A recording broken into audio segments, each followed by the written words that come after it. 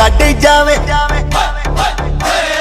ਹਾਏ ਤੜਪਾਵੇ ਸਾਡੀ ਜਾਨ ਕੱਢ ਜਾਵੇ ਤੇਰਾ ਲਾਲ ਘੱਗਰਾ। ਹਾਏ ਤੜਪਾਵੇ ਸਾਡੀ ਜਾਨ ਕੱਢ ਜਾਵੇ ਤੇਰਾ ਲਾਲ ਘੱਗਰਾ।